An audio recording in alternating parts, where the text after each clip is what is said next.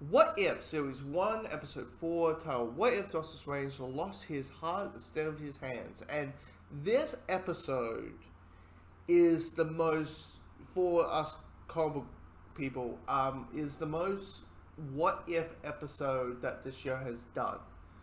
Because the What If comics from the 70s and the 80s, and I guess it did a little bit in the 90s, I guess, that it didn't matter what the story was. Like, you could have like a story like where Daredevil, if people knew Daredevil was blind, somehow it would lead to pressing.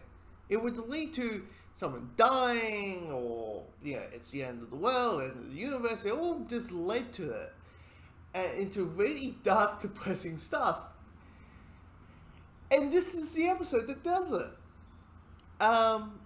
It was so funny because last week we were all like, last week that's probably gonna be the darkest that this show's ever gonna go. Just killing off the Avengers, doing a bit of a murder mystery, who did it, all kind of stuff. That's gonna be the closest of a dark, depressing type of story that they'll go for.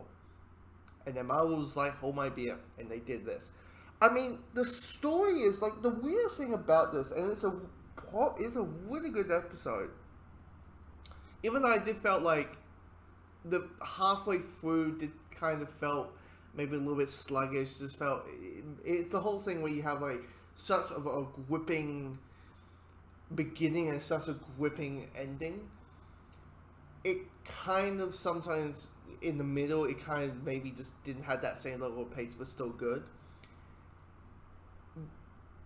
But this episode at the beginning kind of felt like outside the main change, which is during Doctor Strange. I'm talking about the movie and the origin story.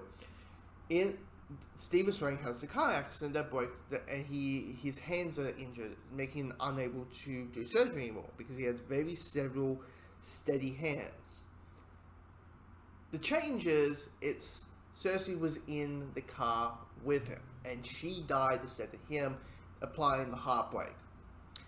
And it's just the events of the same movie. They planned out that, hey, the events of the first movie happened, but it's the difference is he's just holding, like, he knows the Iron Meadow has the ability to take time and all that. And I just felt like this felt like a sequel.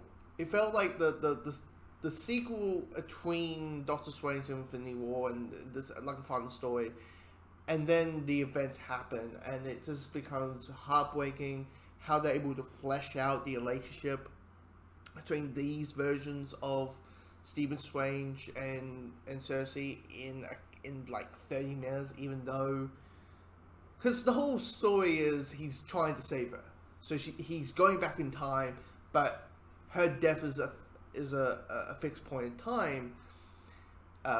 Bring on my where's the TARDIS? Is a fixed point in time, because without her death, he wouldn't become Doctor Strange. And you just see the ache and the desperation, and he is at this point of anything is possible. It's the whole thing of people do crazy shit when they're in love.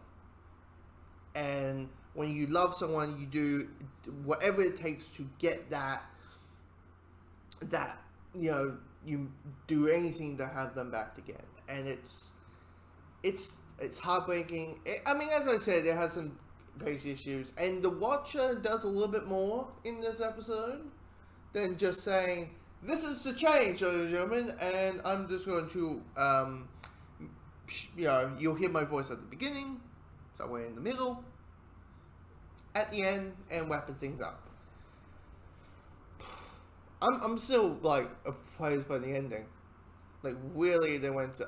I know I'm spoiling this entire episode, but is this one of those episodes where I'm like, how do I talk about it without spoiling it?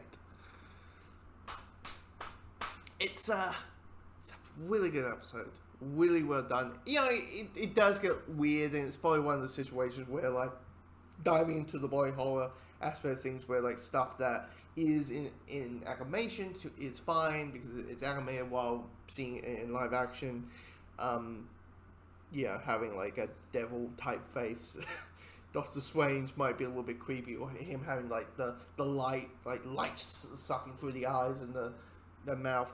But yeah, this is a good episode. Really well done, put together episode. The voice performances are great. You got Benedict Cumberbatch, Taylor Swinton, Rachel McAdams, Benedict Wong. Those kind of are the ones who from the movies that come back to the voice their characters in this. Really good job. Probably the weakest thing probably is Taylor Swinton, probably.